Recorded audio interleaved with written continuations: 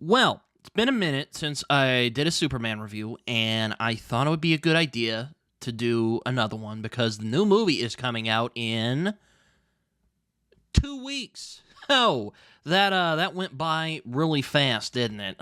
So I need to really catch up on my Superman reviews. So, without any further ado. Hello, everyone. Britton here, also known as Some Okie Dude, and I am back with another review talking about Superman, if you didn't gather from my intro.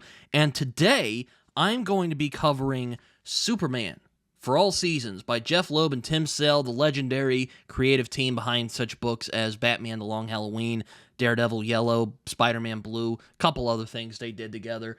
Along with the colors of Bjarne Hansen. I think that's his name. I could have gotten it wrong. I apologize if I did. But Superman for All Seasons is the most recent book I'm going to be covering on my Superman-a-thon that I'm going to be doing before the new Superman comes out. Like I said, it's coming out in a few weeks. I need to get my act together, so I will be putting out this Superman review because I haven't done one in a while. So, let's get to it. There are a lot of people, and I used to be among them, who think that Superman is a hard character to write for, much less relate to.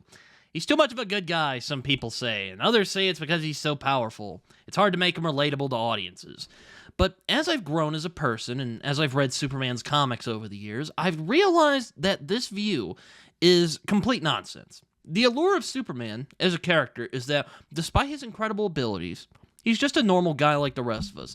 It's just that his average problems tend to happen on a larger scale than ours because he's Superman. And with that in mind, it becomes much easier to write Superman, and much easier to relate to him for that matter.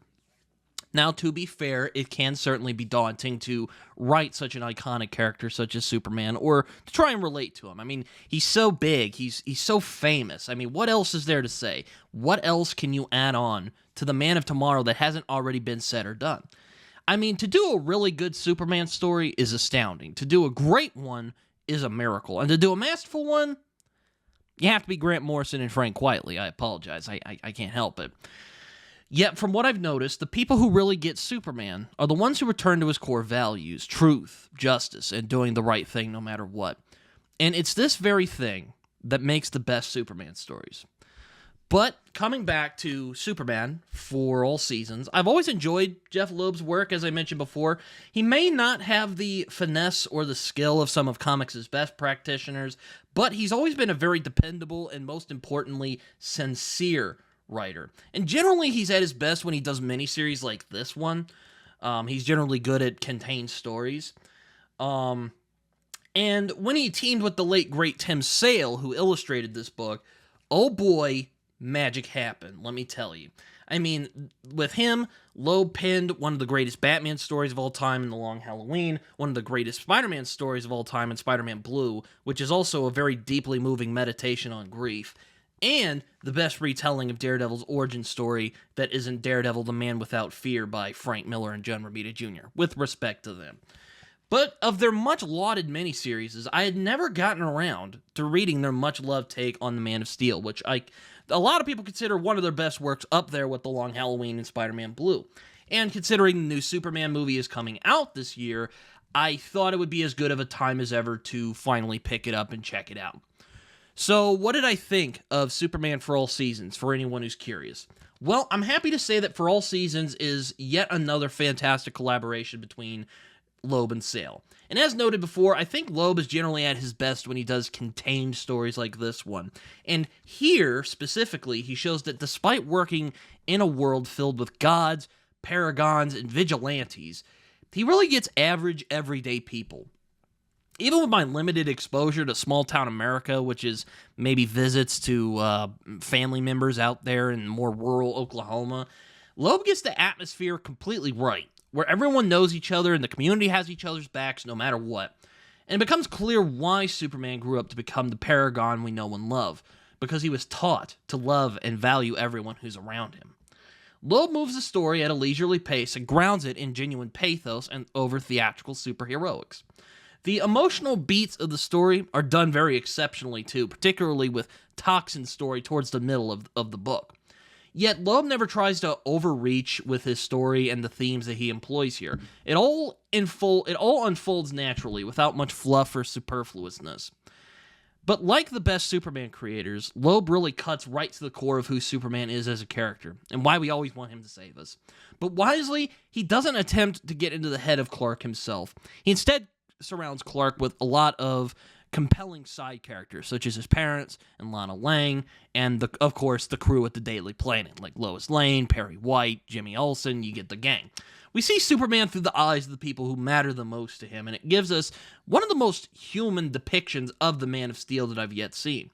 Loeb follows Grant Morrison's template for what makes a good Superman story, as many of the threats that Superman faces are relatively mundane, such as, well, I guess they're not technically mundane. There is some theatrical superheroics, but he has to deal with stuff like floods and tornadoes and stuff like that, which is stuff that people do deal with in the real world. But Superman has to deal with them with his own unique abilities, if you will. Now, there are certainly the superheroics, like I said, but once again, the story really works because of the emotional core that Loeb and Sale really put into this book, and the raw humanity that really pushes this book forward, the story forward, that is. But the real winner here, I have to say it, is Tim Sale. God rest his soul. The guy churns out some of the finest artwork of his career here, accompanied by Bjarne Hansen's amazing color work. I mean, I absolutely love the artwork in here, especially some of the spreads. Like this one, for instance, is incredible.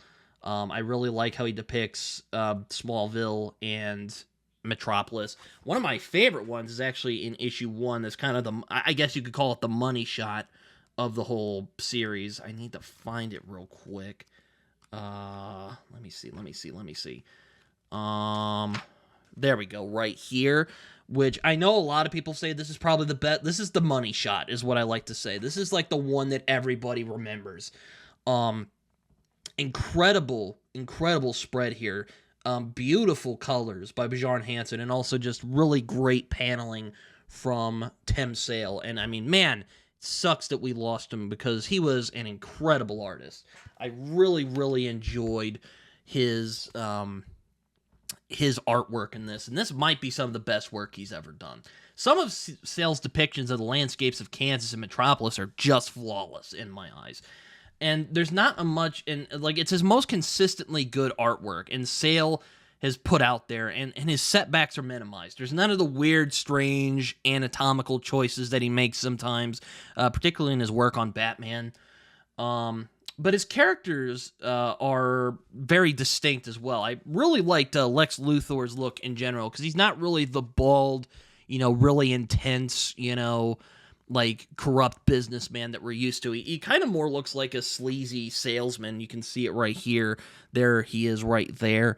He definitely looks more like a used car salesman than like a corrupt businessman. But it makes sense, it's not, but it's still Lex Luthor. That appearance might not suggest very much, but there is that quiet intellect and drive that he has to just break Superman's will. Now, Sale and Hansen really create a world in this that's right out of, like, Norman Rockwell's paintings. I mean, not quite to the level of someone like Alex Ross, but I'd say that Sale is absolutely peerless here. I mean, just some genuinely incredible artwork. I mean, look at this right here. Impeccable work. Another great spread right here. There's a lot of great spreads in this story that I really enjoyed a lot. What's another really good one? Here's a really good one, too. That might be a little spoilery, actually, so I'll just... Well, not really. Let me see. What's another good spread here? There's another good one right here. Yeah, real nice. Very, very nice. This is the Flood issue that I was referencing earlier. A lot of really great spreads in this. I really enjoyed the art in this, if you didn't gather that already. Also, to be mentioned, my copy had another story in it called Sam's Story, which was Loeb's tribute to his late son of the same name, who unfortunately passed away several years back from bone cancer, if I remember correctly. And I actually think he co-wrote it as well. I could be wrong there.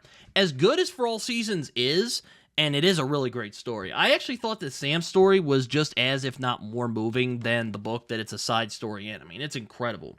Much like Spider-Man Blue, I mean, Loeb really combines the quiet tragedy with the discharge of raw, intense emotion. Like, it was really hard not to feel a pit at the end of my stomach by the time I was reading this, as I read the story of Clark Kent's best friend, and as we end up learning, really the guy who could, like, get him to lighten up. And very rarely do people do that, because he is, Superman is always kind of a quiet character, if you will. At least a classic depiction.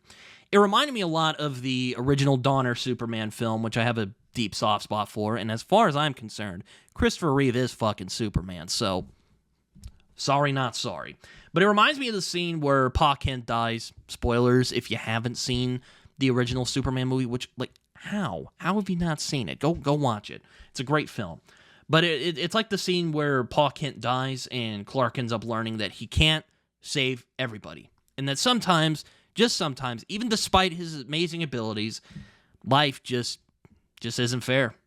Well, I wouldn't put For All Seasons in the same league as All-Star Superman. I mean, I really don't know what other story lives up to that one. It would take a massive, it would take a lot. I'll put it that way. It definitely is in the league of fantastic Superman stories such as Tom King's recent Up in the Sky, or What's So Funny About Truth, Justice, and the American Way by Joe Kelly, which is a really good Superman story that really speaks to the core of who Superman is as a character. It's a reminder that despite how iconic he is, despite how famous he might be, Superman is just another person who wants to help. And sometimes it takes an alien from the planet Krypton to show us what it truly means to be human. And it takes a very good writer to smash all the boring criticisms that people have lobbed against him over the years. And let me tell you, they have been many, and I am ashamed to admit I have lobbed them a couple times myself. For All Seasons, though, it's the real deal. And once again shows that Loeb and Sale were impeccable. And it also shows them at the height of their respective creative peak together. Once again, really sad that Tim Sale is gone. He was an impeccable artist. Drew some of the greatest comic book stories of all time. I mean, for all time, I should say. No pun intended, of course. But when you read Superman For All Seasons or stories like it, you end up realizing that Superman isn't as hard to relate to or write as one might think. At the end of the day, he's not much different than the rest of us. As he once put it, Clark Kent is who he is, but Superman is what he can do. And that's all I have for today. I hope you guys enjoyed the video. I hope you guys enjoyed this video anyway. And check out Superman For All Seasons. It's a fantastic story. And I kind of feel sad that I waited till now to read it, but you know what? Better late than never, and I'm glad that I managed to get the chance to read it this year before the movie came out. So I could say that there were a couple Superman stories that are famous that I haven't gotten to yet. So yeah, Superman For All Seasons is a really good story. But anyway, social media time. If you guys enjoyed this, you can find me on Twitter. You can find me on Goodreads and Letterboxd, where I write reviews that are probably more coherent than the one you just heard right now. You can also find me on Instagram. And Blue Sky. I don't use it as much, but I am starting to get the hang of it. I am starting to get the hang of it a bit. But yeah, so I hope you guys enjoyed this video. Like, subscribe, comment. As my buddy John Minton likes to say, it feels good when you do it. And also, if you've read Superman For All Seasons, let me know what you guys thought of it down below. I'd love to hear from you guys. I know Tom Orange read this book earlier this year, and it was actually him who kind of inspired me, if you will, to pick this book up and read it finally, because I had never actually read it before. Out of all of the Loeb and Sale collaborations I have read, I haven't read For All Seasons. And I am glad that I did. So yeah, I hope you guys enjoyed this video. I'll stop rambling now, but until next time, hope you guys enjoyed this. I'll see you guys later. Bye-bye.